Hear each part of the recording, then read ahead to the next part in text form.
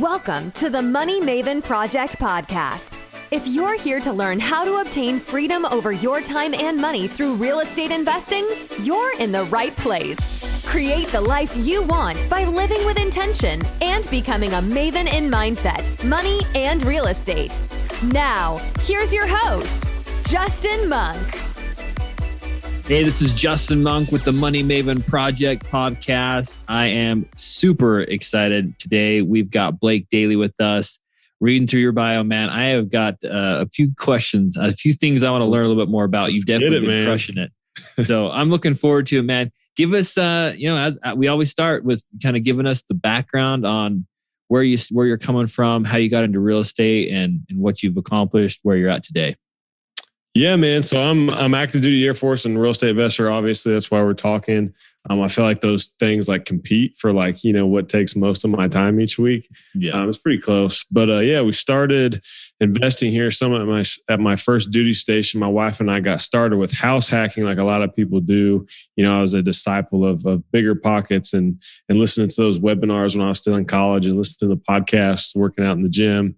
So when we got here to Panama City, I knew that I wanted to get in house hack. The idea was to get, 2 to 4 unit and house hack around the other units. We ended up buying a house with a detached guest suite, and that wasn't going to cover our mortgage as a long-term rental. So we decided, because Nicole and I would stay in these detached guest suites or people's basements, things like that when we traveled, because we were the cheap, young bucks trying to just travel on a budget. Yeah. So I knew we could rent this thing out on Airbnb and do well. And that got me into the whole Airbnb realm. So started doing BRRRRs and with partners, did a flip with the partners and wholesaling with them for a while too, to kind of build up my own personal cash. And then started doing some things on my own, did some BRRRR projects, BRRRR BNB. So did the BRRRR strategy with more short-term rentals. I'm doing another project like that. And then got into multifamily through that whole process. I realized I was starting to have a lot of residential homes all over the county. And I was like, man, this got a little bit inefficient. So I wanted to get into multifamily eventually. So I was like, let's just start doing this now. If that's the ultimate goal, I don't want to waste any more time doing the small stuff. I'm the person that can just figure it out and go do it. So that's kind of what I did and learned a lot along the way. That's awesome. Still learning. Yeah, that is so cool. So tell us more about the deal that you syndicated. Give us kind of an idea how you found the deal, how you funded it, and kind of that process. Yeah, so this deal actually came. So I always recommend and advocate big time for partnerships, right? Because in multifamily, there's the 4 things you have to do. It's find deals, underwrite deals, fund deals, and then manage the deal, manage the asset management. So those 4 parts, but you have to be good at every one. And starting out, it's almost impossible to be really competent in all 4 of those. So yeah, I focused on finding the right people, getting in the right team of people that we could close deals together. So I started getting really good on the capital raise and finding deal side. And that's what I was doing myself, and kind of ran into my own limits. And then through a mutual friend who was doing, very similar, trying to do things on his own, we combined forces with people who had a really good deal. The deal we closed in Greensboro, North Carolina. They found the deal, but had never syndicated before. They had multifamily already, but didn't syndicate it. So they were kind of just figuring out the fundraise stuff. And credit to them, they really focused on getting a great deal. Negotiating the contract really well, because one of our partners is an attorney, so the contract language was on point. We ended up getting a lot of money back and seller closing credits, and saved a ton on the contracts that we had with the property with vendors. Yeah. So I raised the money, they brought the deal, and we partnered up to get it together. That's awesome. And so tell us more about, okay, so they brought the deal in. You had the money. How did you learn? They hadn't done a syndication before. So who was it? You that kind of brought the idea of, hey, let's syndicate this. And how did you learn what a syndication was and how it functioned? Was that just a quick podcast, or had you done some research or been trained by somebody, coached by somebody?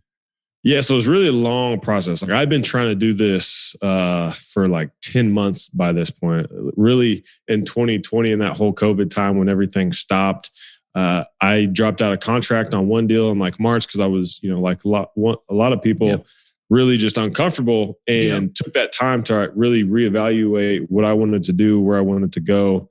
And so I started educating hard on the multifamily side, going to the meetups, reading the books, Joe Fairless's book, Rod Cleef, people like that who are like the educators in the space. Yeah. Without buying their programs and spending $25,000, I just try to extract all the information out I could. So I think those programs are good, but for me, I was like, I learn better by doing. So I'm gonna just go implement all this stuff they taught, because they lay out everything, basically in the book and everything. You just got to go do it. So I've been educating for a long time, and I think that the partners are Michael and Scott with Real Growth Capital. Great guys. You can look them up. We can put them in the show notes or whatever. But this being their first syndication, they had never gone through the whole capital raise process before, and had been really focusing on the deal sourcing and the underwriting, which they're both really great at as a pair. And that's how we came to be. It was a mutual friend that brought us together. So he had the connection to them, knew they had a really good deal, knew that I had been out raising money to do my own deals, had fostered those relationships, things like that, and was just ready for the right deal, and kind of all the things aligned for us to be able to close on it together. Yeah. So what do you tell people that are like, well, I don't want a partner, I want the deal to myself, kind of a thing. And I think those people are stupid, honestly. That's what I think. If you're going to get into like any kind of real estate investing as a profession, as like at a high level, like you need partners, you need a team. You don't necessarily need partners, but you need a good team around you. So you can't do everything yourself. Like those 4 things that I was talking about, those are part of every deal, right? And in the multifamily space, they're even more pronounced, because acquisitions is a whole thing. Like there's companies just, that just focus on finding good deals. Syndicating and just the raising money is its own business. Like there's firms out there that only raise money for other deals. And then you have asset management, same thing. That's its own business. And then underwriting is really kind of, a service within that too. So for you to do everything, like all 4 of those yourself, is really just, it's wishful thinking. You can do it on the residential side, right? You can do, one BRRRR deal after the next, whatever, just keep rolling that same money in. And that's a great thing to do. That's how I started out, but I knew that I wanted to get bigger places, do bigger deals. So to do that, you need the right people around you. Think about like Grant Cardone. It's not Grant Cardone out there doing all those deals. He has a huge team, right? He has a huge team of marketing people behind behind his smartphone or his iPhone, whatever, holding that up, like posting those deals. He has teams out there finding deals. Like you get to that level by surrounding yourself with the right people. Yeah, perfect. That's a great answer. Yeah, it's I've been probably 6 months. Like last September, I started looking at syndicating some deals, looking at some bigger properties. We've made a couple of offers. One was only like a 12 unit. The other one was it was 20 something units. We have not been able to seal the deal yet, but we are. And I'll tell you another reason why it's hard if you're trying to do it yourself. And I ran into the same thing, probably the same thing you did, is when you're starting out and you have no track record in multifamily, those brokers, like they have x-ray vision for bullcrap. You know what I mean? Yeah. And they have like hearing vision, like hearing vision, whatever that means. Like they hear that bullcrap. If you're an unexperienced investor, doing whatever like coaching program teaches you, pick up the phone, call a broker and tell them you're a multifamily investor. You know how many calls like that they get a week? Right now in this market, it's crazy. There's so much competition. So you really need, somebody to lean on and to get that ball rolling.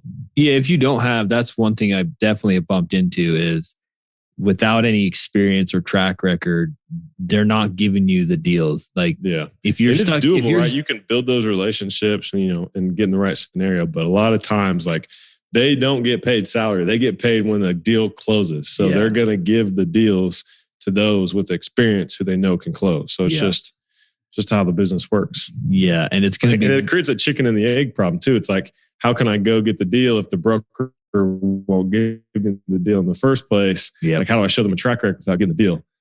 You just gotta work up to it, or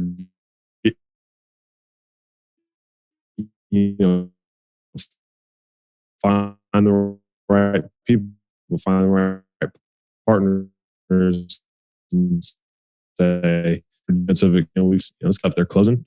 Here's a paycheck. Let's go. Yep. Oh, you froze just a little bit there.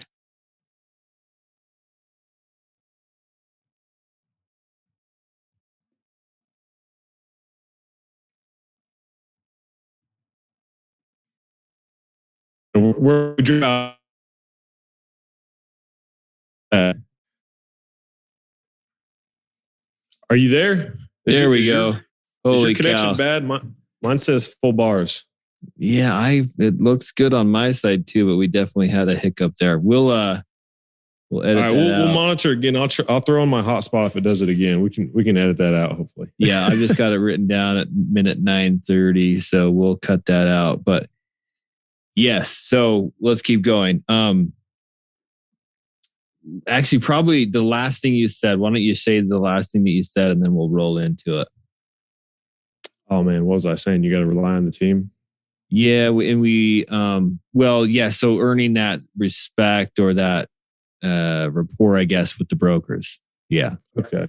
Yeah, just jump right into it. So yeah, you got to earn the respect and the rapport of the brokers, and you can do that in large part by having the team behind you, right? If you say, hey, we just closed 200 units in this market, me and my team, and we're looking to get our third deal this year. Here's our criteria. You're going to sound a lot better than, hey, I'm an investor. I'm just trying to, get my feet wet. Do you have anything good for me? Yeah. No, they don't have anything good for you right now because they're going to give it to the big guys who have closed deals. Yeah, because the market's hot right now. It's hard to find good deals. So of course you're not going to get the good deal. You're going to get the scraps at the bottom. You get through that and give them a bunch of feedback. And over probably the course of months, they're like, all right, this guy's he's sticky, right? He's sticky. He's sticking around. He's giving me feedback, and he's showing me that he knows his crap with the feedback on these deals. Yeah. And then maybe you start getting some ones that you can actually, that have a positive return. I'll say that.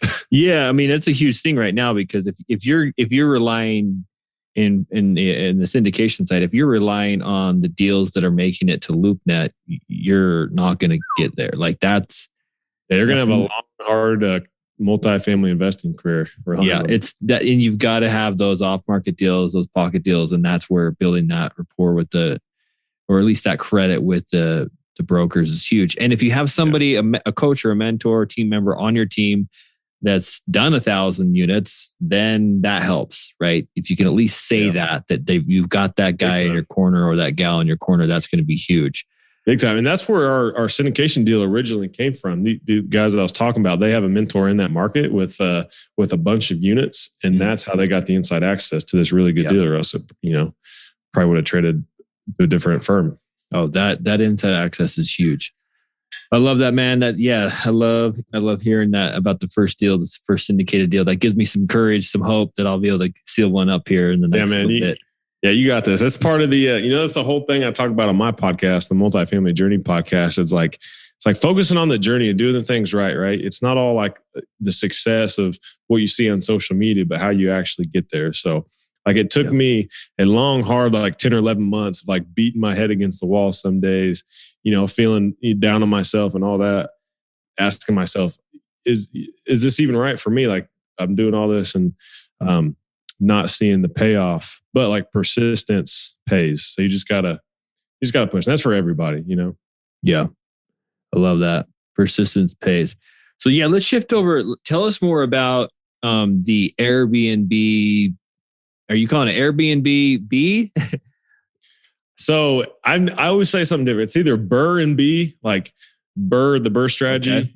Yep. NB, or BRRRR BNB. So I'm kind of switching to that because when you hear BNB, it's all right, short-term rentals. So yeah, we'll just call it the BRRRR BNB now. So the BRRRR BNB strategy is essentially combining the BRRRR strategy, buy, rehab, rent, refinance, repeat, with short-term rentals.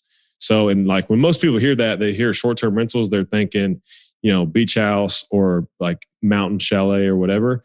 But really the demographic that I have is a short-term rental because it's not a vacation rental.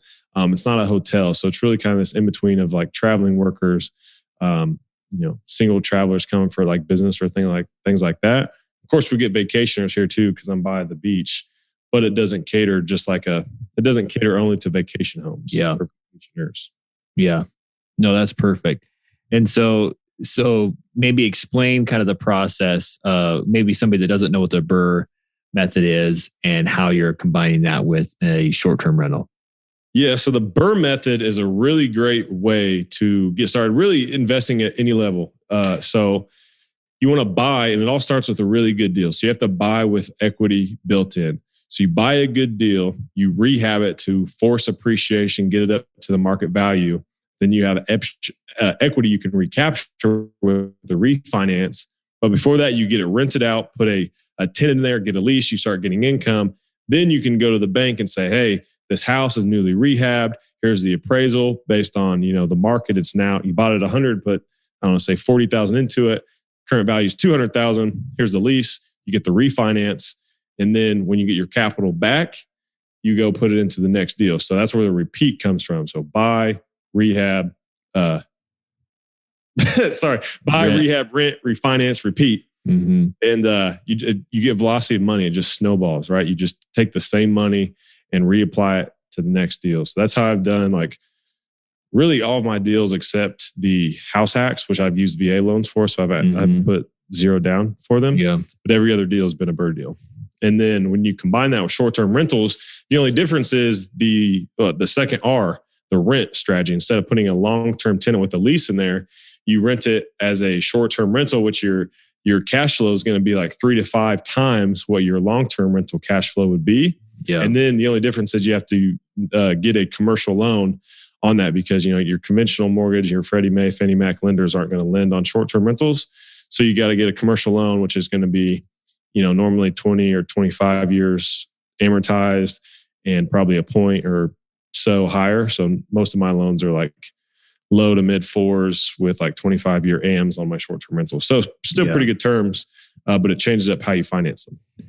Yeah. And what tips would you give to somebody if they were wanting to jump into this strategy? What are some tips to finding a good place for short-term rentals? Oh man, I love this question.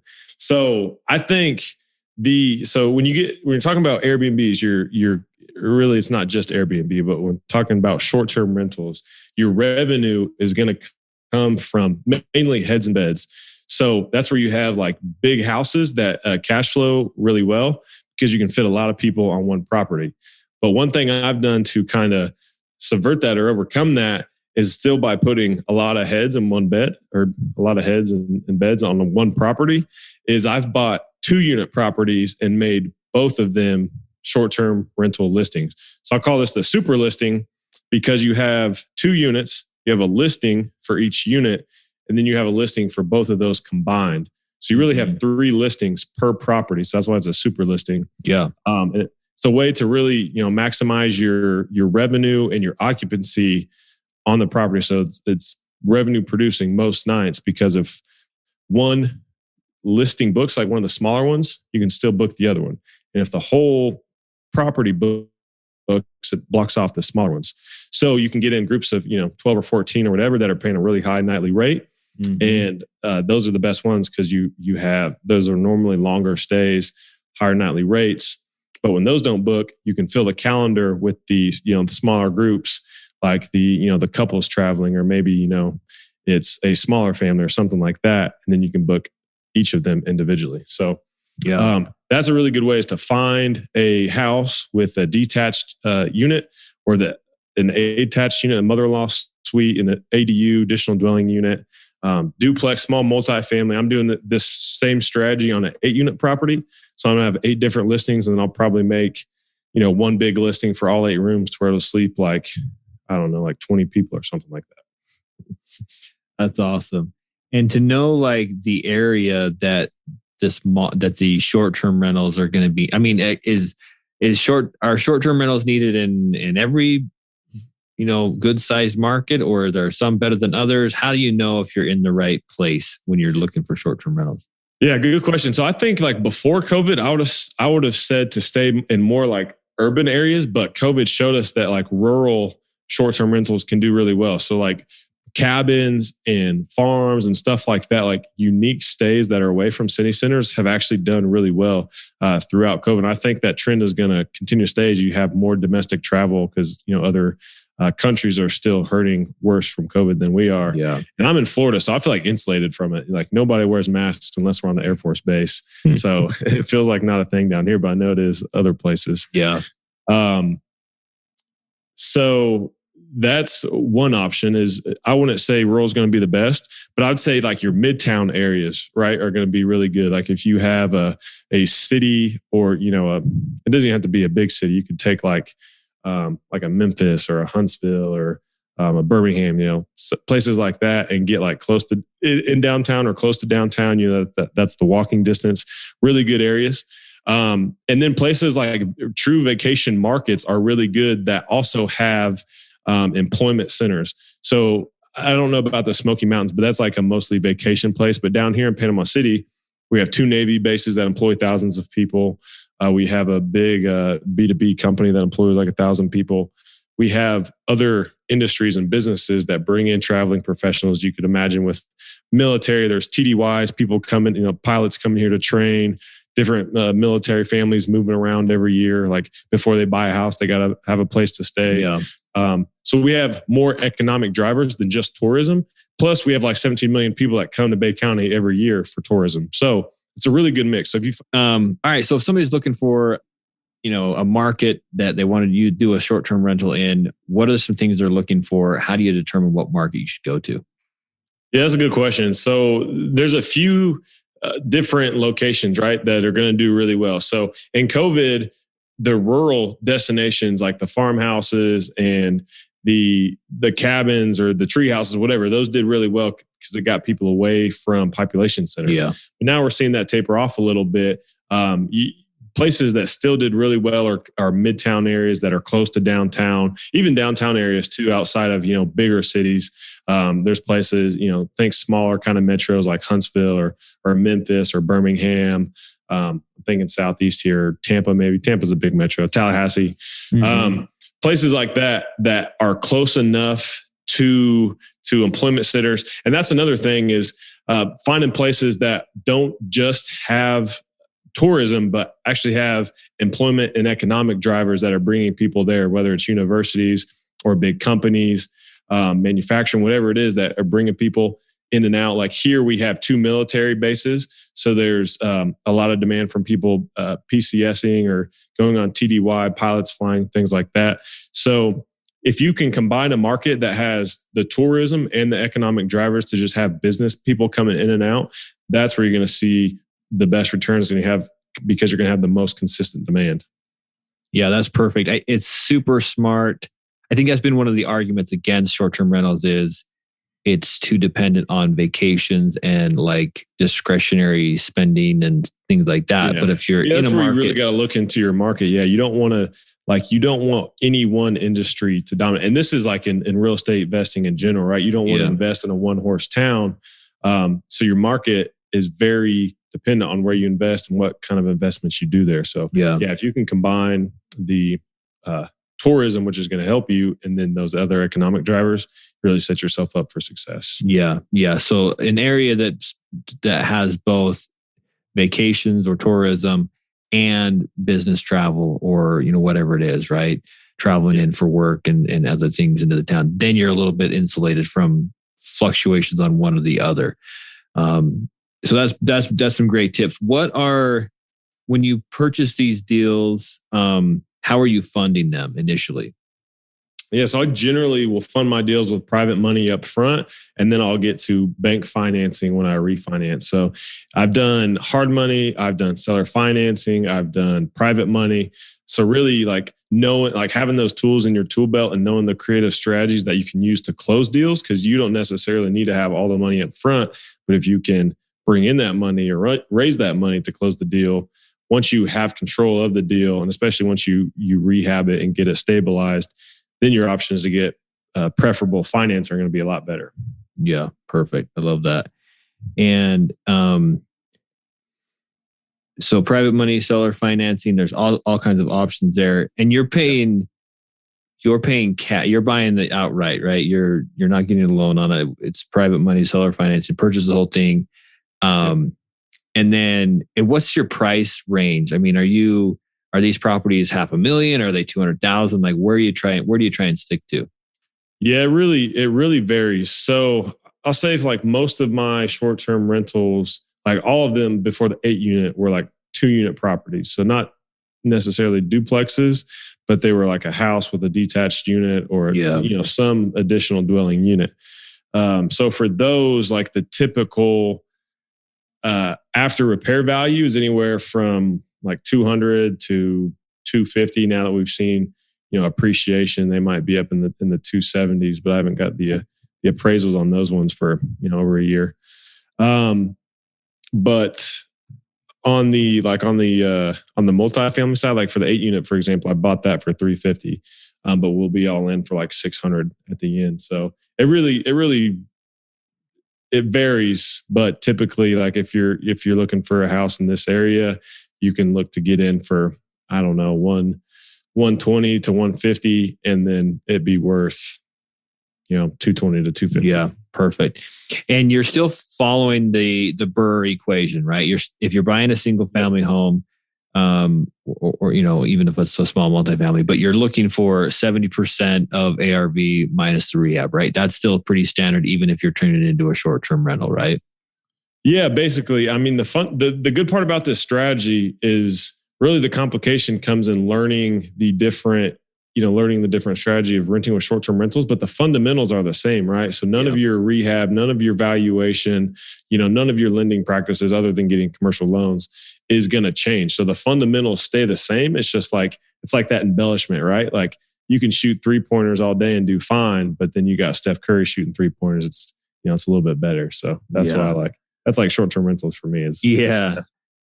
And when you refinance out, I've learned that most lenders are requiring a 6-month seasoning period. Are you having to deal with that? Or when you go commercial loan, are they not needing that 6-month seasoning? Yeah, I think if you run into that seasoning requirement, you're probably just not calling enough banks. So there's local lenders. All of mine have been like local portfolio lenders who won't require that seasoning period, right? As long as they see an appraisal to say, okay, the property is now worth this amount. We just got that verified. He's owned it. He's operated. He's got a track record.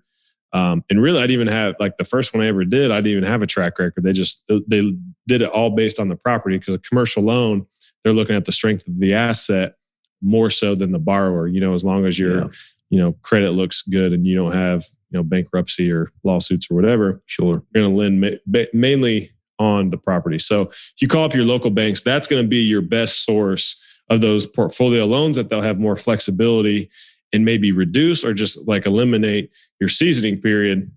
But I mean, normally it's going to take you 2 to 3 months to do your rehab anyway, depending on the, scope of work and getting the furnishings and everything set up. So yeah, perfect. And are you having to pay for the appraisal for this commercial loan? Yeah, I mean, it's like any appraisal. Yeah. You can pay for it out of pocket, or you can wrap it into like the refinance costs. Perfect.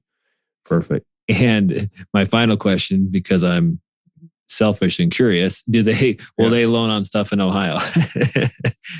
Probably not my local banks that are in Panama City, but there are, like through doing this and networking and talking to more people, I have talked to some more lenders who do like commercial loans on short-term rentals, because it's just getting more widespread, right? It's becoming more common. So there's becoming more lenders out there who will do these kind of loans. Like when I first started, I only had the option of like local banks and showing them my business plan and convincing them. And with the local banks, it's like, the loan officer that you're dealing with is like going in a meeting in the next room and talking to the board members, and they're voting on this thing. So that's a lot different than, if you're getting agency debt, you got to get all the boxes checked, and you're just, there's no chance if you don't check their boxes. So there's a lot more flexibility when you deal with those local community banks. So, maybe Google your area. I don't know, Cleveland or whatever, Cleveland local lenders. Call everyone. I literally called like every bank in Bay County to find the right ones. Now I have like 2 or 3, really like 2 that I deal with the most. Yeah. One thing I bumped into, I was calling credit unions, mostly looking for a way around. Yeah, that's where I've had the most luck too, is like local credit unions. Yeah. They kept, a lot of them told me that unless I was, so I'm not local. So, and I couldn't be a member of the credit union. So they were giving me grief about that. So yeah, that's tough. I've been told that there's usually a workaround on that. So I'm going to need to call back and see if I can push a little harder. I think normally like their charter is like, you got to like live, work, or worship. So you can tell them like, hey, my business is here. I work here. Or like, I'm sending prayers to Ohio from Utah. I worship here. And maybe it's, my team's all there, right? My contractor, my agent, they're all living there. So it's got to be some roundabout way to get it done. Incorporate your LLC there and you're good to go. Yeah, there you go. So yeah, good. This is all awesome. So what tools are you using to analyze these Airbnb deals? I mean, once you have the BRRRR idea, we talked about the BRRRR part of it, but now let's talk about the short-term rental stuff. What tools are you using to analyze the numbers and make sure that it's going to be a deal for you? Yeah. So I'll give you the simple answer and then it'll kind of get more complicated. So the simple answer, like if it's just a residential deal, if it's like the standard, typically I don't look at anything that's less than 2 units. So I really like the house and ADU model if I'm buying a residential deal. And those are really like the only residential deals I look at anymore. Those I just pull up on a spreadsheet. Like I know the numbers, like I know my area. So I know the electricity costs, I know the Wi-Fi costs. I know what taxes and insurance are going to be because I have all those for other similar properties. Yep. So that's very standard for me. And then I can pull up the rental data for my properties because I have my own comps now essentially. And then I can get up on AirDNA, which is a data source, and look up the rental information to, take my nightly rental rate times my occupancy rate to get my monthly income, subtract all those expenses. I'm going to get my cash flow, which again is going to be like 3 to 5 times your long-term rental cash flow, which is why I love this strategy. And then find my return based on, the rehab costs and the furnishing. So you got to add the furnishing in too, because that's going to be a short-term rental. And then like on the bigger deals, like right now I'm working on a 14 unit that the offer's out on, and then the 8 unit that I already purchased. That gets a little bit more complex because as you start to work in the rehab schedules, those projects and those rehabs are going to take longer. So your vacancy in like year 1 is going to change, right? I know if I'm doing a residential, I can get it done in 2 months and have it rented basically. Yeah. But with these ones, they take a little bit longer, maybe say twice as long. I don't know exactly because I'm not done with this project yet. But your vacancy factor is going to change. And then typically your occupancy is going to be a little bit lower because you have all the units in one place. So we adjust for that. So I use, for the simple stuff, just my spreadsheet. And for the more complex commercial deals where there's more inputs and you're relying more on the numbers, my buddy has a really great tool. It's called Mogul Tool, MOGUL tool. And it's free. You can download it on mogultool.com. That's what I use. That's the exact spreadsheet. You can use that to underwrite multifamily, which I do. And then I use it to analyze my short-term rentals too. So I'll plug it because it's free and it's the tool I use. Yeah. Mobile tools. Awesome. Yep. Okay. And so you're taking, what's a good occupancy rate? Is it like 70%? I mean, do you see 90% occupancy, or is that kind of out of this world? Like what's standard there? Yeah. So for mine, I've typically seen about 90% because I've had like really great listings in an area with not that many other listings, right? So most of my listings are not in Panama City Beach. None of my listings right now are in Panama City Beach, which you get a lot more tourism. Yeah. But I'm across the bridge in Panama City where you have the base, you have the bigger employment centers. So I'm 20 to 25 minutes. All my properties are about 20 to 25 minutes away from like the sand. Yeah. So I get less vacationers and, more working professionals or whatever. I get a lot of vacationers too, of course, but less or so. So my nightly rate is going to be lower than it is over on the beach side. But my entry cost, for those properties is also, like I was saying, $100 to $200,000, whereas beachside properties are like $300 to $400,000. Yeah. So my ROI is a lot better. And then occupancy rate is going to change based on the unit size. So like your studios and 1 bedrooms, just that have like couples, single travelers, or like a couple's traveling together. There's more of those. That's a larger demographic of traveler of Airbnb user. So those are going to have higher occupancy rates.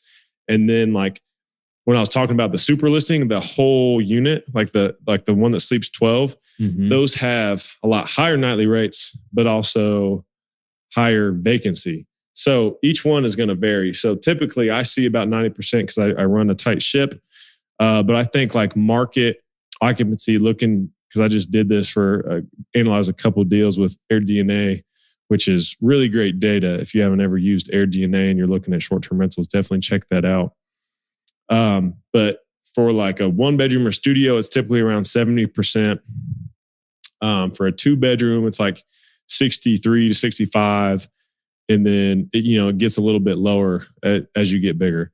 So if I have a unit mix, I'll do like the sum product of those, like, the nightly rate for the studio times the occupancy. And then for the 1-bedrooms, that nightly rate times the occupancy. Yeah. And then sum product those together to get like my overall occupancy. Do you prefer AirDNA over MashVisor? So I've used MashVisor, but I like AirDNA better. I think their analytics and what they provide, like they have the rentalizers where you can look up your address. I don't know if MashVisor has that or not, but if you put in the address on AirDNA, they'll give you the expected occupancy, the vacancy, or the expected occupancy, the nightly rate for that area, and then like 10 of the best properties in that area. So if you want to be the best, look at what's the best is doing and either model that or try to beat them at their own game. So it literally shows you like which properties are doing the best. So I really like that feature. Yeah. And then, it really just shows you all of Airbnb and VRBO's data and then what's listed on both. So my preference is AirDNA, but I think MashVisor is a good source too. Yeah. So if somebody was going to do some so they bump into a property and they want to do some quick math, they jump onto AirDNA and they're like, okay, so nightly rentals, let's just say it's $100, right? Times that by 30 days, I guess, 30 nights. Yep. And then times your occupancy rate. Times that by, let's just say it's 0.7%. So $2,100 is the revenue, I guess, for that property. How far over your mortgage payment is the comfortable? Is there like a rule of thumb? Because I know now you've got to pay for internet, you've got to pay for TV, your electricity, those kinds of things. Yeah. So you're getting to like the expense ratio, basically. Yeah. Mm-hmm. Like in all my residential properties, the expense ratio is higher. Typically, you hear like, analyze the rule of thumb is like the 50% expense ratio. So naturally, with short-term rentals, you're paying for more expenses, so that's going to be higher. So I think mine's like 65% on my residential properties. So, that means 65% of my gross income gets knocked away by expenses. So I have an NOI of like 45% and then subtract out the debt. Yeah. But on my larger properties, on the 8 unit, and then the ones I'm looking at underwriting, those expense ratios are actually closer to 50%, anywhere from like 48 to 55%, because a lot of those, they don't go up as exponentially as the income does with adding extra units. Yeah. So like the variable costs are lower as you get more. Yeah. This is awesome, man. These are questions that I've been asking myself over the last little bit, because I thought I was the first guy with the idea of the BRRRRing into a short-term rental, but apparently you beat me to it. BNB, baby. So, because I'm like, I started learning more about short-term rental. I'm like, well, geez, let's just BRRRR a property and then put it up for short-term rental, and it'll be just stupid returns because the cash flow is way higher than long-term, and there's hopefully little or zero money in the deal. I'm like, the ROI on that's ridiculous. So I'm loving this conversation. I love them. I don't have any money left in my residential BRRRRs, and they cash flow like $1,000 a month per property. So it's they're pretty good, man. It's crazy. So this has been really good. And I think it's definitely a good opportunity. Now deals are still, depending on your market, all right, deals are getting harder and harder to find. At least we're in Ohio. I've been seeing the pressure, more competition's coming in, prices are going up. It's been tougher to find deals, but if they're still out there. And I'm thinking that, if you're going Airbnb style or short-term rental, like you said, I think there's now some markets that you may not consider a long-term rental in, but you could maybe go short-term because it's these midtown areas, I guess, like you were saying. They may not have the best I think you're going to want to make sure that as a backup scenario, you could long-term rental it. Yeah, that's a really good point. Really, that's worth mentioning because I make sure that all my short-term rentals would cash flow at like a level I'm comfortable with if I had to convert back to long-term rentals. Yeah. So I underwrite everything two ways. I'll have two spreadsheets, all short-term rentals. Then I'll have a separate spreadsheet that's all long-term rentals. And for these commercial deals, I'm looking at those like as my alternative is like they are affordable housing for that area. Yeah. So they're getting a smaller unit, but everything's paid for, right? They don't have any utilities, any expenses except paying rent. And then they have this nice furnished unit with Wi-Fi and everything. They can work from home and everything they need there. So, going from, these things pulling in, I don't know, we'll say like $2,500 or $3,000 a month, they go to like $1,000 to $1,200, but they're still in really good locations. And you can still cash flow. So, I mean, the return is going to be lower, right? It might turn say on my residential ones, $1,000 a month in cash flow into something like $300 or maybe $250. Yeah. But maybe less. I mean, so let's say $200 to $300, but you still have no money left in the deal and they're cash flowing. Yeah. And we're only going there.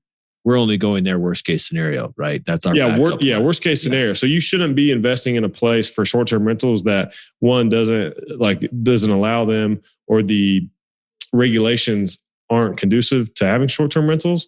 Like I know certain areas in California and Nashville, they just don't like these short-term rentals for whatever reason. Yeah. But Florida is a very safe space for them. Like Governor DeSantis loves these because he knows they bring in tourists. And what tourists bring in is money. What money is to the state of Florida is, the income stream from tourism. So if they shut down short-term rentals, they're killing tourism, their biggest revenue driver, like their only net positive income source in the state, or at least their biggest income source in the state. Yeah. So it's not going to change in Florida anytime soon, No, I don't think so. It's only going to get bigger and better. I think it's a huge opportunity. And I think Airbnb is a public company now. Like they're trading, their values increasing, and they're getting better at their service too. And they have like all these on their site too, have all the regulations per location. So they're very in tune with making sure that their rentals, and they're lobbying, Congress and, everything else. So they are very invested. They're a unicorn company. So like, I don't even know, tens of billions of dollars. They are investing to make sure that their market share is retained. So And I don't remember the guy's name, the CEO of Airbnb, but he said, Brian Chesky. Yeah, he said in an article I can't remember what paper it was, but that they are going to need another 1 million properties to handle what he thinks is going to be this crazy boom in workcation, staycation, and vacation. Yeah, I'm setting all my properties up for workcation, staycation now. Yeah. Desks, Wi-Fi, like making my photos have like a screenshot, or like making one of my photos on the listing like a snapshot of the Wi-Fi speed, because people want to, they want to ensure that they can do their work from these locations. So I keep getting these emails from Airbnb. I don't know if it's a scam or whatever, but they're like, Blake, are your Airbnb listings ready for the demand that's coming summer of 2021? So I think as more vaccines come out, like you're going to see a ton of people traveling. People in Florida, they've been coming to the beaches like since COVID, like last summer, last Memorial Day and Labor Day, all through the summer, 4th of July, like it was shoulder to shoulder on the beaches.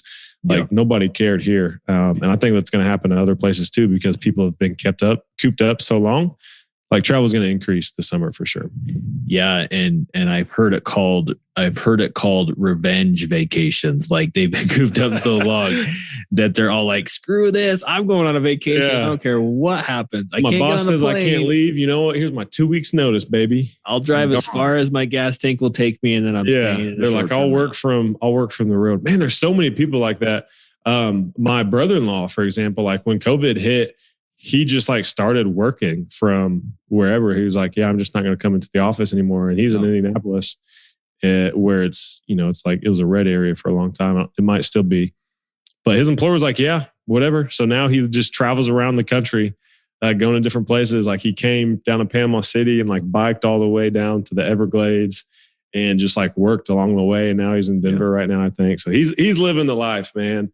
Like this work from home thing. I wish the military would adopt it more, but I'm the same way. I mean, I used to go to the office every day. I'd go 4 days a week and work from home on Fridays. Yeah. And because it's like an hour and a half commute for me, which is a little long. Not commuting is like a gift from God. Oh like, my gosh. And so, my office is detached from the house. So I just got to walk out here and get in my work zone and just start grinding, for a whole day. Yep. It's awesome. Like my wife has to remind me to eat. Hey, are you coming over for lunch? Yeah. So this is huge. One final, like 2 questions. We'll go 2 questions and then we got to wrap up. I got to jump into a meetup here shortly. But the one question that's coming to my mind is if your market, if my local market, let's just say, in fact, I have this opinion about it. It's a small town, Logan. It's a cool place, but it's not. If I go on MashVisor, there's just not a lot of. I don't think there's a lot of potential for short-term rentals. Maybe I'm looking at it wrong, but let's just say that I wanted to go. I would say go on. I would say in a place like that, go on Airbnb and look at the demand. Like look at the. I guess you could do this on MashVisor too. Look at the number of listings and the occupancy.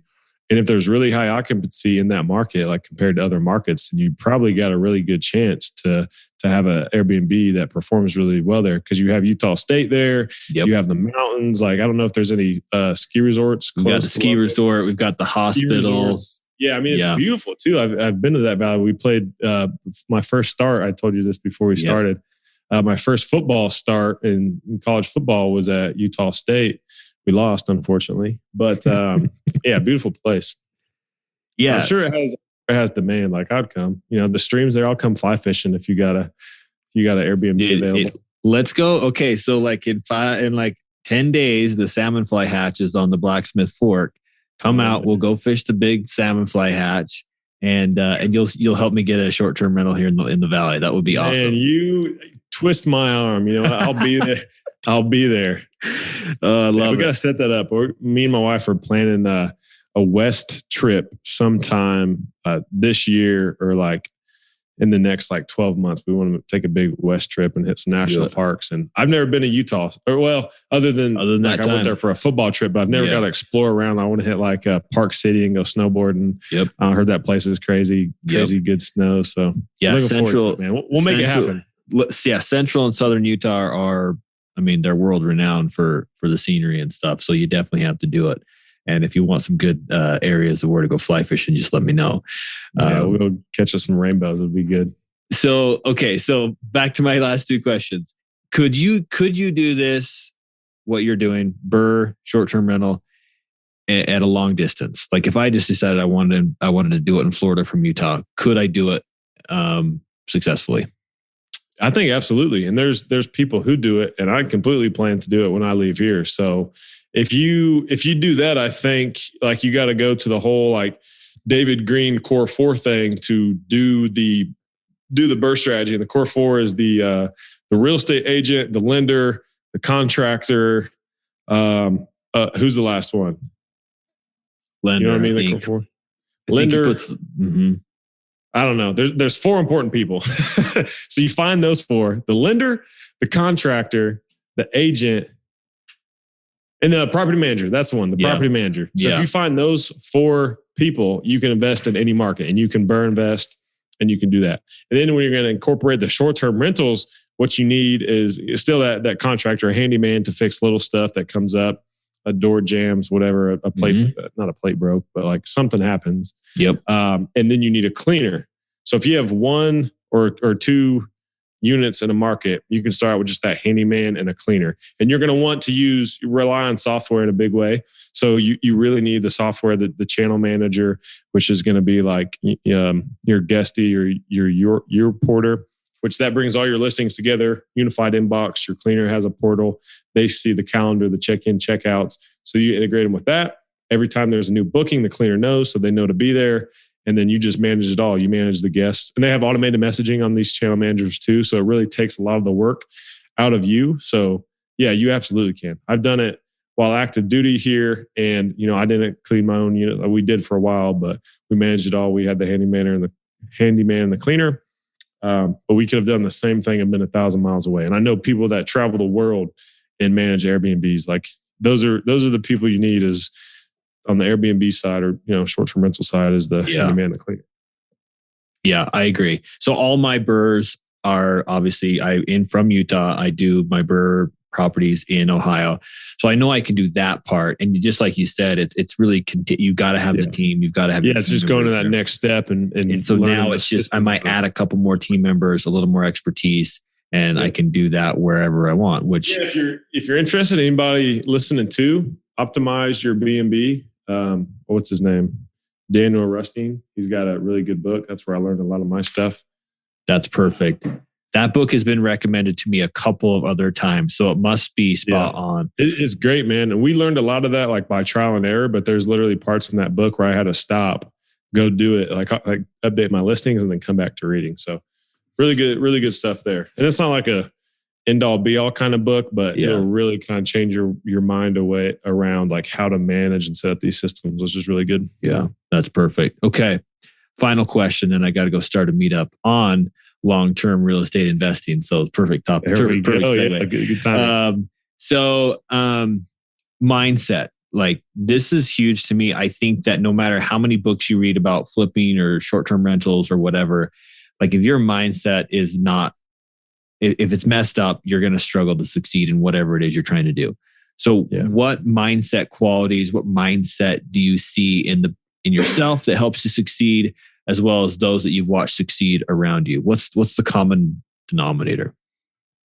And I think the biggest kind of attribute of success is just those who are not afraid to take action, those who just go after and get it. And those people, they make a lot of mistakes, but they don't let those mistakes get in the way of their eventual success, right? They treat those mistakes as learning lessons and they just keep going and they keep pushing because you're going to get to success through those failures. So I think if you're in that mind state where you like know everything to do but aren't doing it yet, like just go take the action. You got to do it.